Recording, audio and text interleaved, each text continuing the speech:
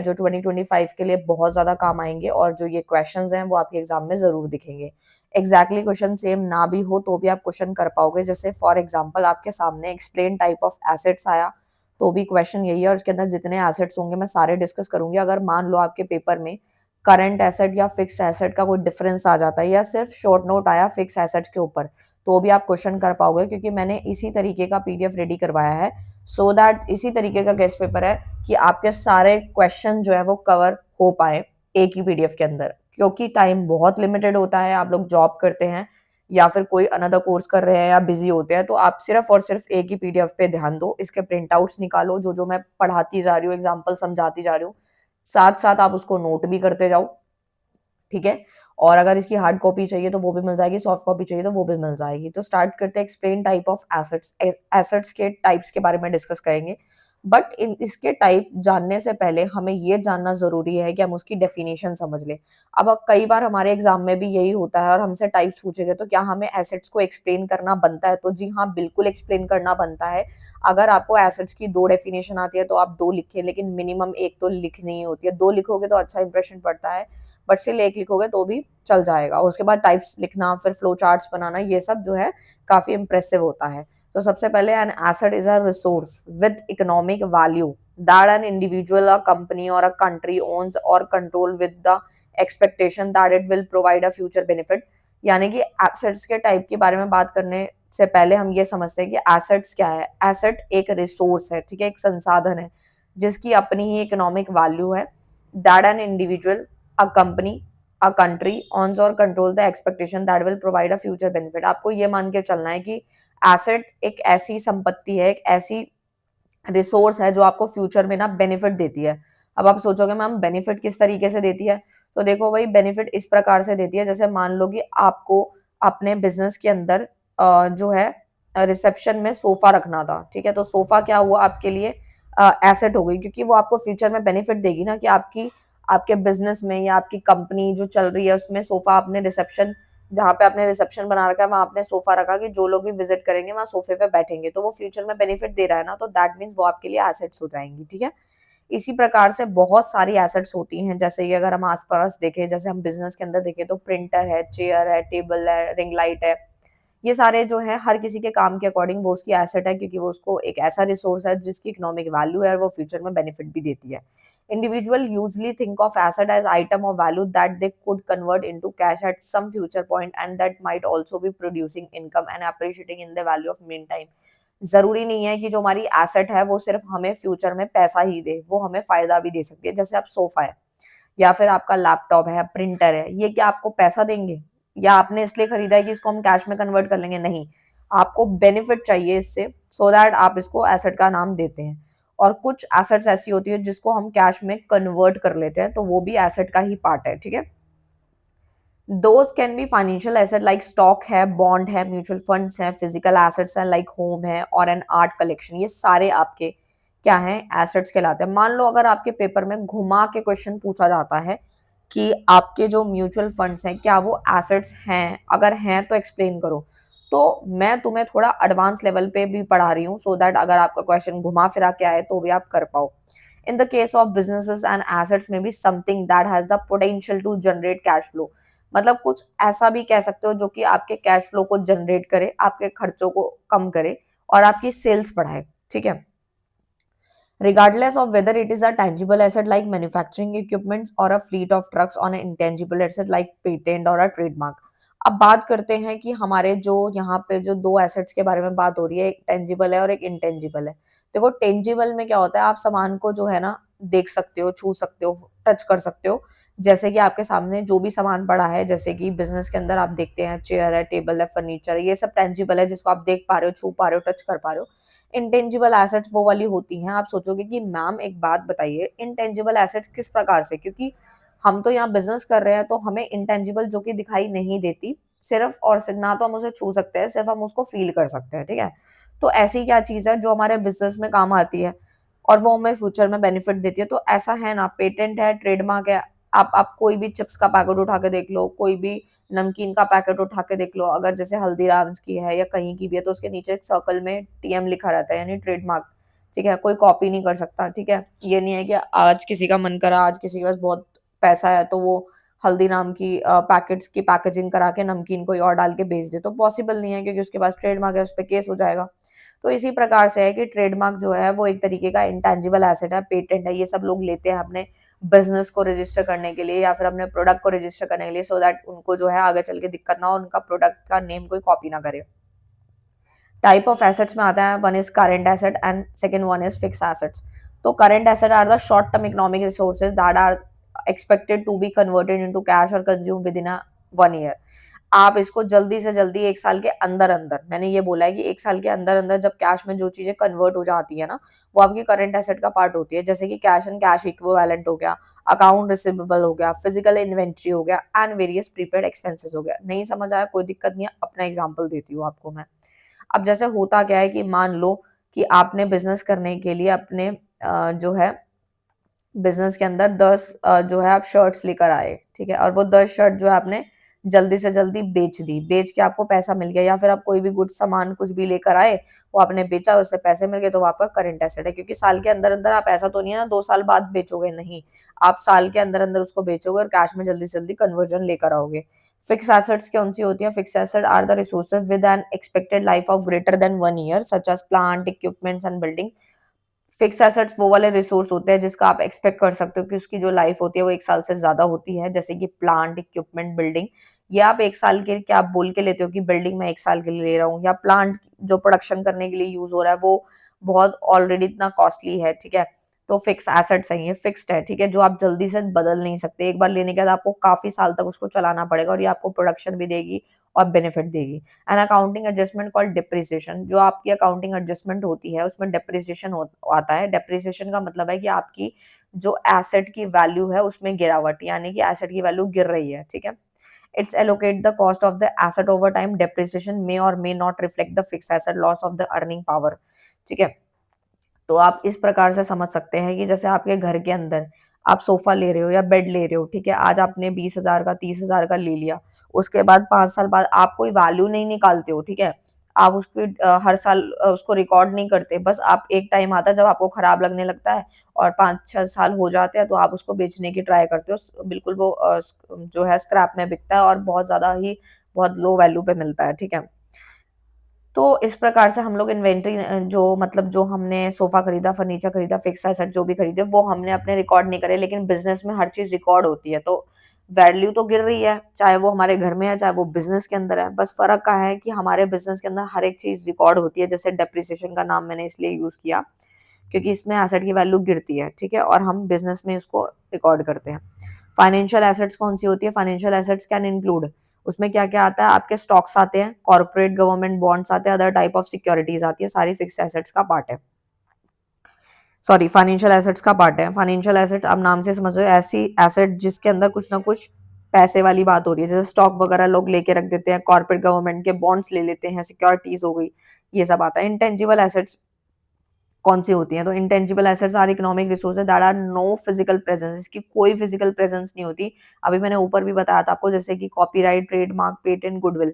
Goodwill इसका बहुत अच्छा खासा एग्जांपल है, और गुडविल आप समझ सकते हो जैसे कि लाइक रेपुटेशन होती है एक तरीके की। जैसे आपको मैं एक एग्जांपल से समझाती हूँ, जैसे मान लो आपको कहीं भी जाना है, ठीक है, अब लेट सपोज कि आप रहते हो दिल्ली में, ठीक है, और आप घूमने जा रहे हो ऋषिकेश, तो वहां पर ऋषिकेश जा रहे हो या फिर आप कहीं भी जैसे आगरा जा रहे हो, तो वहां पे आपको छोले भटूरे खाने का दिल कर रहा है, ठीक है, और आपको एक अच्छी जगह से छोले भटूरे खाने का दिल है, तो आप किस पे ट्रस्ट करोगे? मतलब आपको लगेगा कि यार अगर मैं नॉर्मल शॉप से खाऊंगा तो मुझे आइडिया नहीं है कैसा होगा, तो हल्दीराम वगैरह कोई दिखता है आसपास तो आप वहां चले जाते हो, ठीक है, बीकानेर दिखता है वहां चले जाते हो, क्योंकि इनकी ब्रांड की जो रेपुटेशन है, जो गुडविल है, वो ऑलरेडी बनी हुई है और आपको पता है कि वहां जाके चीज अच्छी ही मिलेगी।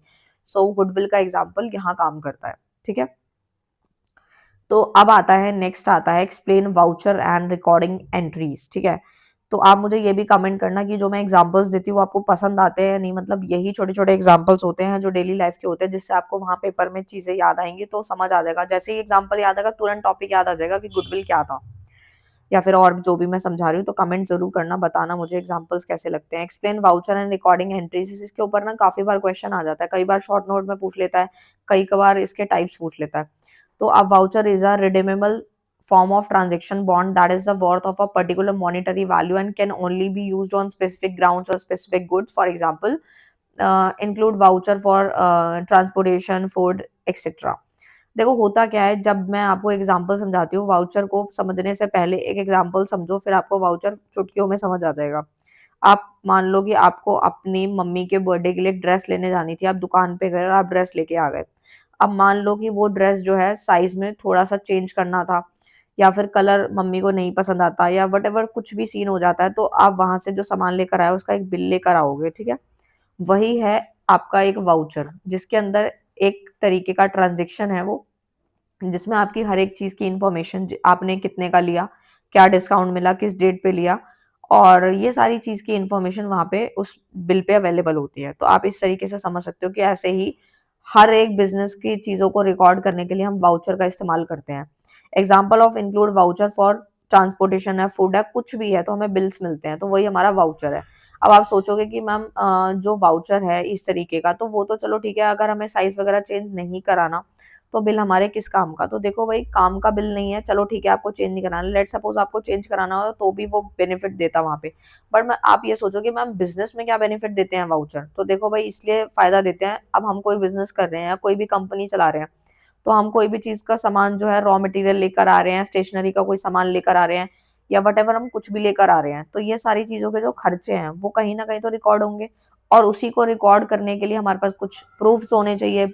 तो उसी चीज के प्रूफ, सबूत वगैरह रखने के लिए हम वाउचर का इस्तेमाल करते हैं। And voucher is accounting is a critical document company, है ना, it prove the transaction has occurred and provide all the information, जितनी भी इंफॉर्मेशन है वो सारी इसके अंदर अवेलेबल होती है, सो दैट आपके पास कल को कोई भी जो आपकी ऑडिट होगी या कोई भी चीज की चेकिंग होगी या फिर कुछ समझ नहीं आ रहा होगा, तो आप उठा के देख सकते हो कि हाँ भाई हमने इस चीज पे यहाँ पे ये खर्चा किया था, या ये रिकॉर्ड है इसका। तो इट प्रूव द ट्रांजेक्शन, है ना, जो भी आपकी ट्रांजेक्शन अकर हुई है। Maintaining accurate financial records, transparency रहनी चाहिए, and facilitating the auditing process. आ गई ना वही सारे पॉइंट्स जो मैंने आपको भी समझा दिए हैं। टाइप्स में आता है, पेमेंट वाउचर है, रिसिप्ट है, जर्नल वाउचर है, सेल है और परचेज है। तो इतने टाइप के ये होते हैं। पेमेंट वाउचर में आता है, these are used when the company needs to pay suppliers, service provider और एम्प्लॉय। आपको अपने एम्प्लॉइज को सैलरी देनी है, कुछ भी देना है, या कोई फंड देना है, सर्विस प्रोवाइडर है, सप्लायर को, या कुछ भी चीजों के लिए आप यहाँ पे यूज करते हैं। उसमें आपका पेई नेम होता है, पेमेंट डेट होती है, पर्पस होता है पेमेंट का, किस लिए आप इसको पेमेंट कर रहे हैं, अमाउंट पेड, ये सब आता है पेमेंट वाउचर में। रिसिप्ट में नाम से ही क्लियर है, ये रिसिप्ट है, they acknowledge the receipt of fund, आपके पास फंड की रिसिप्ट है, रसीद है। लाइक कस्टमर पेमेंट, कस्टमर ने कितना पेमेंट किया, इंटरेस्ट कितना इनकम आया, एंड डिविडेंड रिसीव, ये रिसिप्ट है। इसमें सिर्फ आने की बात होती है, एरो से समझो आने की, और इसमें जाने की बात हो रही है, पेमेंट हो रही है, ठीक है। जर्नल वाउचर्स में आता है, आर यूज टू miscellaneous और non cash transaction that require entry into the accounting records. जो आपके जर्नल वाउचर्स हैं, ठीक है, वो एक बेसिकली क्या है, मिसलीनियस है एंड नॉन कैश ट्रांजेक्शंस पे डील करते हैं, जो उसको रिक्वायर होता है अकाउंटिंग रिकॉर्ड करने के लिए। सेल वाउचर क्या होता है, ये आपकी सेल्स ट्रांजेक्शन को रिकॉर्ड करते हैं, नाम से भी क्लियर है, बना के लिख सकते हो। परचेज में क्या होता है, परचेज की सारे डॉक्यूमेंट्स को यूज करने के लिए परचेज वाउचर इस्तेमाल किया जाता है। वाउचर एंट्री क्या है, the voucher entry means option are available under transaction in the gateway of Tally. Tally आपका एक सॉफ्टवेयर है, ठीक है, और उसके अंदर जो है द वाउचर एंट्री होती है, मींस ऑप्शंस आर अवेलेबल, काफी सारे ऑप्शंस अवेलेबल होते हैं इसके अंदर। The accounting and inventory voucher are available, इसके अंदर अकाउंटिंग और इन्वेंट्री, इन्वेंट्री मतलब जो भी आपका सामान वगैरह है उसके वाउचर्स यहाँ अवेलेबल होते हैं, उसके बेस्ड पे होता है ये। नेक्स्ट आता है, what is accounting standard and accounting principle. Very very important question, अरे सारे ही जबरदस्त इंपॉर्टेंट है, यूनिवर्सिटी कोई भी है, पढ़ना शुरू कर दो, ठीक है, और वन शॉट देख लेना मोस्ट प्रोबेबली। और इंपॉर्टेंट टॉपिक तो मैं डिस्कस कर ही रही हूँ जो आप लोगों के साथ है, ठीक है। अपने फ्रेंड्स तक ज्यादा से ज्यादा शेयर करें, लाइक करें, कमेंट्स करें, ताकि मोटिवेशन बढ़े, सो दैट मैं सारे सब्जेक्ट का ऐसे ही सीरीज लेकर आ पाऊँ। व्हाट इज अकाउंटिंग स्टैंडर्ड, ठीक है, तो अकाउंटिंग स्टैंडर्ड को इन शॉर्ट हम एएस बोलते हैं, बेसिक पॉलिसी डॉक्यूमेंट। ये एक बेसिक पॉलिसी डॉक्यूमेंट है जिसका मेन एम, मकसद क्या है, ट्रांसपेरेंसी लेकर आना, reliability, consistency and comparability, comparability of the financial statement, कि आपके जितने भी फाइनेंशियल स्टेटमेंट्स है, मतलब जो पैसों से रिलेटेड जो स्टेटमेंट्स बनाए जा रहे हैं उसके अंदर ट्रांसपेरेंसी रहे, कोई धोखाधड़ी ना रहे, चीजें रिलायबल हों, आप अपने अकाउंट्स को लेके कंसिस्टेंट रहने चाहिए। ये नहीं आपने 2 दिन खाते बनाए, 2 दिन आपने खर्चे रिकॉर्ड करे और 2 दिन करे नहीं, तो आपका एग्जैक्ट प्रॉफिट लॉस कभी नहीं निकलता। तो ये आपके अकाउंटिंग स्टैंडर्ड में सिखाया जाता है, ठीक है। एंड उसके बाद आपके यहाँ पर जो है the in India the Indian accounting standard are issued by the institute of chartered accountant of India, ICI के द्वारा ये इंडियन स्टैंडर्ड जो है आपको बताए गए हैं। Accounting standard mainly deal with 4 major issues में डील करता है ये, कि recognition of the financial event, आपके फाइनेंशियल इवेंट पे बात करता है, फाइनेंशियल ट्रांजेक्शन को मेजर करना सिखाता है, presentation of financial statement in a fair manner, कि आपके जितने भी फाइनेंशियल स्टेटमेंट्स हैं, ठीक है, जिसको आप प्रेजेंट करते हो पैसों से रिलेटेड, जो भी पीएनएल है, बैलेंस शीट जो भी बनाओ, वो एक फेयर मैनर में बनाओ। ऐसा नहीं है कि आपने जो है 2 अकाउंट रेडी कर दिए, 2 करे नहीं, उसमें एंट्री ढंग से दिखाई नहीं, गलत अमाउंट डाल दिया, अच्छे से रिकॉर्ड नहीं किया, वो सब चीजें नहीं होनी चाहिए। Disclosure requirement of company to include stake holders are not miss inform, ठीक है।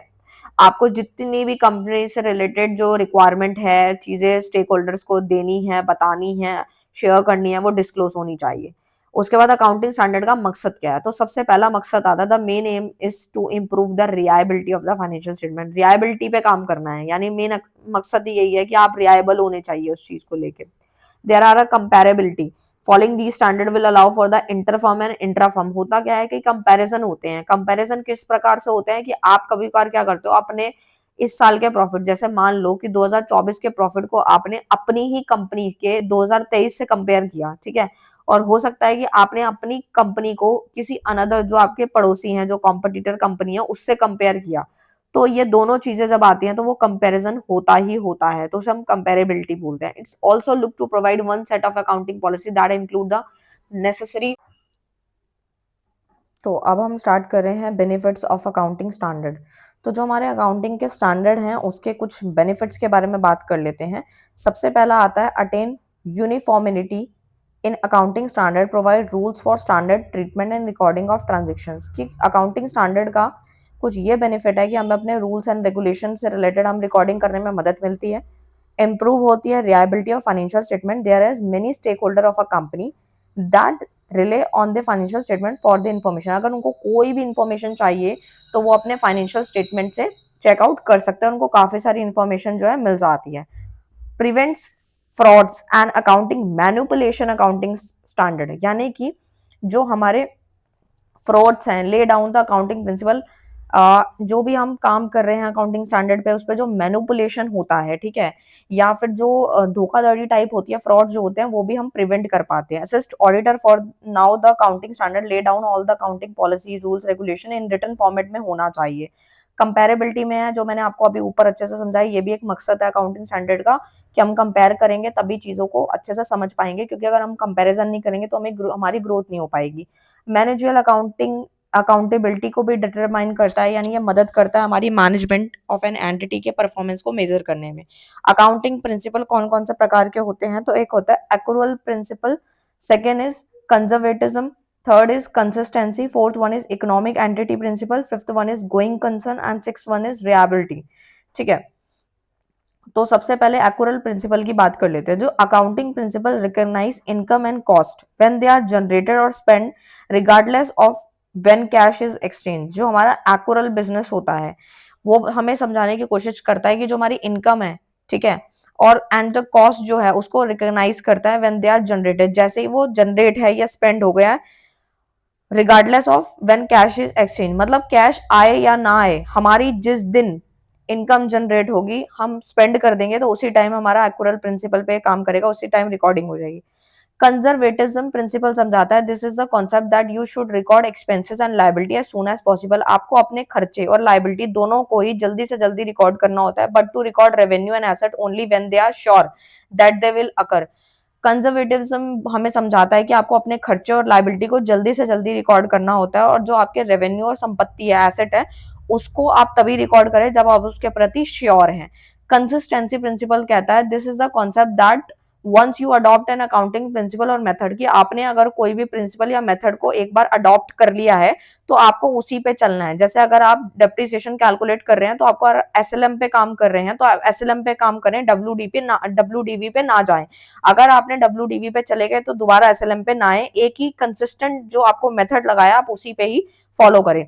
इकोनॉमिक एंटिटी प्रिंसिपल बोलता है this is the concept that the transaction of a business should kept separate from those of its owner and other businesses, कि जो आपकी economic entity principal है वो आपको समझाती है कि जो भी आपके बिजनेस के जो ट्रांजेक्शन्स हैं वो शुड बी कीप सेपरेट होने चाहिए, यानी कि जो मालिक है और बिजनेस की जो एंटिटीज है दोनों अलग अलग है, मालिक अलग है बिजनेस अलग है। गोइंग कंसर्न समझाता है कि आपका जो बिजनेस है वो फ्यूचर तक चलता रहेगा, रुकेगा नहीं। रिलायबिलिटी प्रिंसिपल समझाता है this is the concept that only those transaction can be proven should be recorded, यानी कि रिलायबिलिटी आपको समझाता है कि वो वाली ट्रांजेक्शन को ही आपको प्रूवन करना है जो कि आप रिकॉर्ड कर रहे हैं। ठीक है, नेक्स्ट आता है आपका वेरी वेरी इंपॉर्टेंट, जो कि डिफरेंस आपका cash basis of accounting and accrual basis of accounting.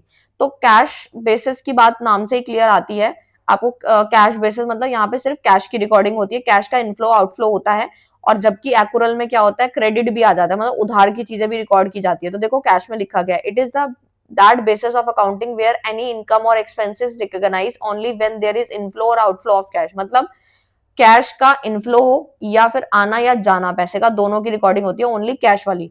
लेकिन एक्यूरल में क्या है, basis of accounting where any income और expenses is recognized when the earned and incurred, ठीक है, व्हेन इट इज पेड और कलेक्टेड, या तो आपने पे किया या फिर आपने कलेक्ट किया। ठीक है, नेचर कैसा होता है इसका, कैश बेसिस का सिंपल इन नेचर होता है, और एक्रूअल में क्या होता है बेसिकली कम्प्लेक्स नेचर होता है। ठीक है, इसमें क्रेडिट भी आता है। एक्यूरेसी किसमें ज्यादा देखने को मिलती है, cash basis accounting has low accuracy, इसमें ना लो एक्यूरेसी होती है, और इसके अंदर बहुत ज्यादा एक्यूरेसी होती है क्योंकि इसके अंदर क्रेडिट उधार वाली चीजें भी आती हैं, तो दोनों को जब जोड़ देते हैं तो एक्यूरेसी ज्यादा बनती है। ऑडिटिंग ऑफ फाइनेंशियल स्टेटमेंट में आता है जो कैश बेसिस होता है accounting financial statement can not be audited, ये ऑडिटेड नहीं होता। ठीक है, खाते वाते इतने चेक नहीं होते, लेकिन इसमें प्रिपेयर किए जाते हैं एक्रूअल बेसिस पे। सुटेबल फॉर माइक्रो और स्मॉल, छोटे छोटे बिजनेस के लिए तो कैश बेसिस ही सुटेबल है, और जो बड़ी बड़ी कॉर्पोरेशन कंपनीज होती है उसमें ये वाला करना पड़ता है क्योंकि उसमें उधार बहुत चलता है, बिना उधार के कंपनी नहीं चल सकती। अब नेक्स्ट आता है what is manufacturing account. Manufacturing account नाम से ही क्लियर है, manufacturing account can be used by businesses that produce product, यानी जो प्रोडक्ट या गुड्स को प्रोड्यूस करते हैं तो वो मैन्युफैक्चरिंग अकाउंट होता है। इट इज अ टूल, ये एक ऐसा टूल है that company can use to help the manage, यानी जो आपकी कंपनी है एक हथियार है, एक टूल है जिसको इस्तेमाल करती है फाइनेंस को मैनेज करने में, और आपकी मैन्युफैक्चरिंग कंपनी के अंदर जो इन्वेंट्री है ना उसको मैनेज करने में, मतलब पैसा और इन्वेंट्री दोनों को मैनेज करने में मदद करती है manufacturing account. An account can track production cost, यानी जो ये अकाउंट है, ये जो खाता बनाया जा रहा है उसमें क्या क्या होता है, ये ट्रैक कर पाता है आपके प्रोडक्शन कॉस्ट को, मटेरियल यूज जितना यूज हुआ है, इन्वेंट्री लेवल्स को। Manufacturing account can also help businesses manage the cash flow, आपके कैश फ्लो को भी मैनेज करने में मदद करता है। फ्यूचर जो आपका प्रोडक्शन है उसमें बजट बनाता है कि इतना खर्चा करना चाहिए या फिर कम खर्चा करना चाहिए, वो सब चीजें आपके मैन्युफैक्चरिंग अकाउंट बताता है। इसका मेन मकसद क्या है इस अकाउंट को अकाउंटिंग करने का, is to arrange accounting data in order to ascertain the amount of profit and loss of the entity, ये आपके प्रॉफिट या लॉस ऑफ एंटिटी को भी अमाउंट को कैलकुलेट कर लेता है। ठीक है, नॉन मैन्युफैक्चरिंग एंटिटीज में आता है और द ट्रेडिंग एंटिटी आज involve in the purchase and sale of the goods at a profit, कि आपने कोई भी सामान खरीदा या बेचा एट अ प्रॉफिट पे, वो आपकी नॉन मैन्युफैक्चरिंग एंट्रीज को भी यहाँ पे रिकॉर्ड कर लेता है। मैन्युफैक्चरिंग अकाउंट का कुछ फॉर्मेट देख लेते हैं एक बार हम लोग क्या क्या इसमें आता है। The manufacturing account help to better the cost effectiveness of the manufacturing activity, कि आपने जितनी भी चीज भी मैन्युफैक्चर करी है उसकी कॉस्ट को निकालने में मदद करता है। ठीक है, क्योंकि अगर आपको ये नहीं पता चलेगा कि आपकी प्रोडक्ट की कॉस्ट कितने की है तो आप उसको आगे चल के प्रॉफिट पे मार्जिन पे कैसे बेचोगे।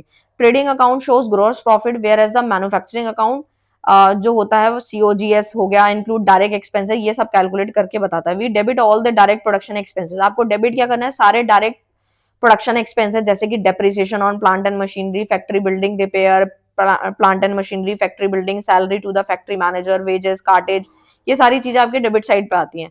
ठीक है, and the cost finish good like includes cost of raw material, all the direct expenses, और आपके जितने भी ऑल डायरेक्ट एक्सपेंसेस हैं पार्ट हैं आपके प्रॉफिट एंड लॉस अकाउंट के। ठीक है, इतनी बात समझ आ गई आपको। अब आपको कुछ यहाँ पे मैं समझा देती हूँ पॉइंट्स टू बी रिमेंबर ना।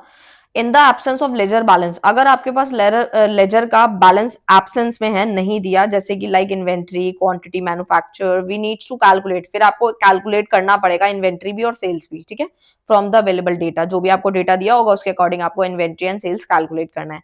Manufacturing account format must shows the quantities and values को वो शो करता है। यूनिट सोल्ड के लिए एक फॉर्मूला दिया गया है कि अगर आपके क्वेश्चन में ओपनिंग इन्वेंट्री नहीं दी या क्लोजिंग नहीं दी तो आप यूनिट सोल्ड अगर निकालना चाहते हो तो opening plus unit manufacture and closing inventory से आप ये लगा के फॉर्मूला निकाल सकते हैं। In the absence of specific information we always assume first in first out. अगर आपकी स्पेसिफिक इन्फॉर्मेशन में कुछ कमी है, नहीं दी गई, तो आपको फीफो से के बेसिस पे क्लोजिंग इन्वेंट्री वैल्यूएशन जो है वो कर सकते हो। शॉर्ट नोट है, डेप्रिसिएशन मैंने ऑलरेडी आपको समझा दिया, आप रीड कर सकते हो। आपके एसेट की वैल्यू की गिरावट को ही आप डेप्रिसिएशन बोलते हैं। इसके कुछ फीचर्स हैं। डेप्रिसिएशन जो होता है बेसिकली एक decrease in the book value of the fix assets है। डेप्रिसिएशन इन्वॉल्व करता है loss of value due to passage of time, time के इस्तेमाल से एंड ऑब्सोलेंस से ये आपकी वैल्यू गिरती है। ठीक है, लेट सपोज सोफा है, घर पे लेकर आए तो उसमें धूल मिट्टी लगेगी, डेली कुछ ना कुछ है, कभी कहीं से जैसे जैसे यूज होता जाएगा तो कभी मिट्टी लगेगी, कभी कुछ गिर गया उसके ऊपर, या इधर उधर करते वक्त कुछ डैमेज हो गया। तो ये टाइम के साथ साथ चीजें जब फिक्स वैल्यू जब अपनी वैल्यू गिराती है तो उसे डेप्रिसिएशन बोलते हैं। Depreciation is ongoing process until the end of the life of asset. मतलब ये day by day ongoing process है, चलता रहता है और ये अपनी डेली लाइफ पे बेसिस पे ये अपनी वैल्यू को गिराती है। इसके कुछ फायदे हैं कि हाँ ये बहुत सिंपल मेथड है। It is very simple method of calculating depreciation. Under this method assets can be depreciated up to net scrap value and zero value. ठीक है, एक टाइम पे इसकी वैल्यू आगे जीरो भी हो जाती है जो कि कबाड़ के भाव बिकती है। Under this method the same amount is charge as a depreciation in the profit and loss account. इसकी कुछ बुराइयां हैं। सबसे पहली बुराई तो यही है कि under this method book value of the asset will be charged more than maintenance and repair in the final year as compared to initial year।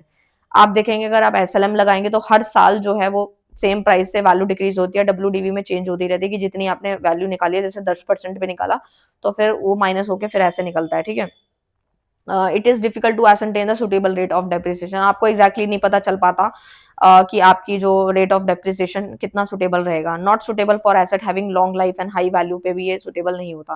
Calculate करने के वही एसएलएम आ गया, स्ट्रेट लाइन मेथड इसको बोलते हैं। स्ट्रेट लाइन मेथड में क्या होता है, फिक्स अमाउंट से चार्ज होता है। डब्ल्यूडीबी में जो मैंने अभी समझाया, कॉस्ट माइनस डेप्ट कर देंगे तो आपका इस तरीके से कैलकुलेट होता है। ठीक है, ये इसका मेन फॉर्मूला है जो मैंने समझाया। बाकी आप इसको रीड डाउन कर सकते हैं। बैड डेब्ट्स का मतलब क्या होता है कि आपकी जो भी अमाउंट होता है, पैसा डूबना को हम बैड डेब्ट्स कहते हैं। जैसे किसी बिजनेस के अंदर किसी कस्टमर को सामान भेज दिया 50,000 का, उसने बोला बाद में पैसे दे दूंगा और नहीं दिए तो पैसा डूब गया। अगर बाद में चल के पैसे मिल जाते तो हम बोलेंगे बैड डेब्ट रिकवर्स हो गए। ठीक है, मेथड टू कैलकुलेट बैड डेब्ट एक्सपेंसेस यानी कि direct right of method and allowance method. ये वही आ गया कि अगर आपका बैड डेब्ट है, पैसा डूब गया, आपका खर्चा है, तो आप उसको कैसे जो है राइट ऑफ करोगे। तो डायरेक्ट राइट ऑफ करना है या अलाउंस मेथड से करना है। तो डायरेक्ट राइट ऑफ मेथड है, इसके अंदर क्या होता है, बैड डेब्ट डायरेक्टली राइट ऑफ किए जाते हैं टू द रिसीवेबल अकाउंट में जाके, एंड द बैड डेब्ट account is debited and the amount receivable account is credited. मतलब जो बैड डेब्ट अकाउंट है वो डेबिट हो जाएगा and the account receivable account credit हो जाएगा। अलाउंस मेथड में क्या होता है, एक large amount of money involve होती है। In this method an organization anticipate the bad debts are going to be occur and prepare accordingly। उसके हिसाब से इसको प्रिपेयर किया जाता है। क्लोजिंग स्टॉक मतलब जो सामान बच गया है, जो नहीं बिका, वो अगले साल का वो ओपनिंग बन जाएगा। ठीक है, अब उसके बाद आता है कि यहाँ पर बताया गया है कि इंपॉर्टेंट वंस में कैलकुलेट क्लोजिंग स्टॉक को अगर कैलकुलेट करना है ट्रेडिंग अकाउंट में तो कुछ मेथड है, जैसे LIFO FIFO. First in first out को फीफो बोलेंगे और लीफो को लास्ट इन फर्स्ट आउट। ठीक है, तो फीफो में क्या होता है, valuation method use for goods and inventory that are bought first and sold off first. यानी कि जो आपको मैंने इसके ऊपर काफी डिटेल में वीडियो भी बनाई है फीफो के ऊपर में, तो आप वो देखना तब अच्छे से समझ आएगी। ठीक है, फर्स्ट इन फर्स्ट आउट यानी कि जब हम इन्वेंट्री को मैनेज करते हैं ना, तो फर्स्ट इन फर्स्ट आउट करते हैं, लास्ट इन फर्स्ट आउट, इस तरीके से इसको किया जाता है। एंड रिटेल इन्वेंट्री होते हैं accounting method is the estimate the cost of goods and sold in specific period में जो सोल्ड होता है, वैल्यूएशन की जाती है फिर क्लोजिंग स्टॉक की। ठीक है, इस तरीके से इसका फॉर्मूला एक बार समझ लो, उसको बना करके लिख सकते हो। Closing stock is equal to opening stock plus purchaser minus COGS. ठीक है, ये आपके फॉर्मुलेज हैं। इसके ऊपर क्लोजिंग स्टॉक पे अगर नोट आए ना, शॉर्ट नोट, तो भी आप फॉर्मुला लिख के एक्सप्लेन कर सकते हो। बुक्स ऑफ अकाउंट में जर्नल लेजर आते हैं।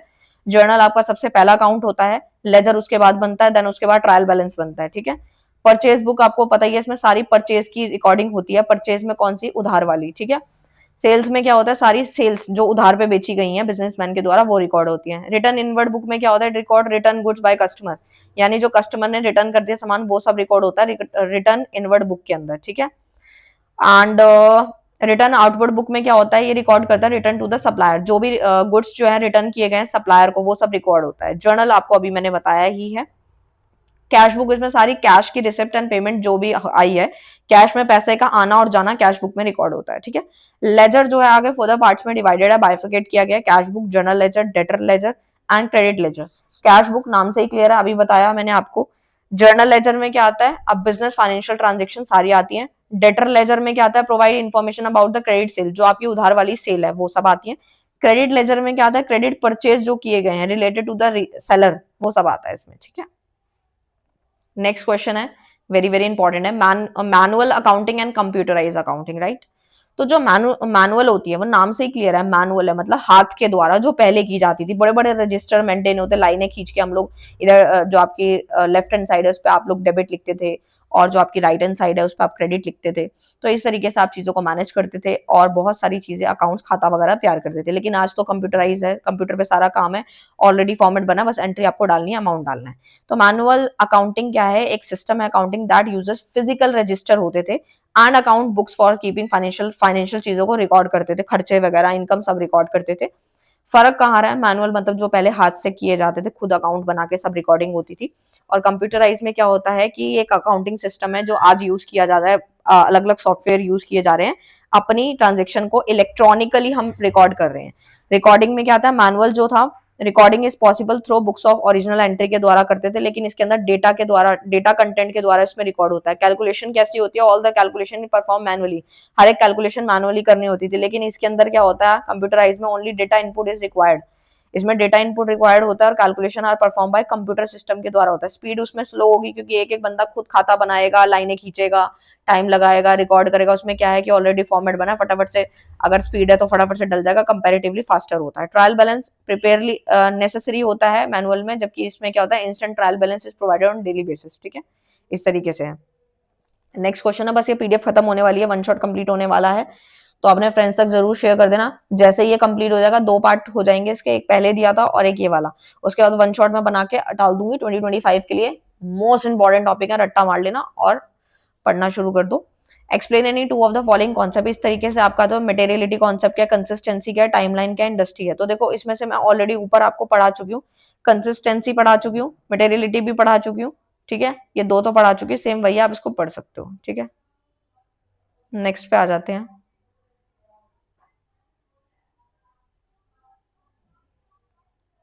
नेक्स्ट नेक्स्ट, अच्छा ये लास्ट है, दो टॉपिक रह गए, वो समझाती हूँ।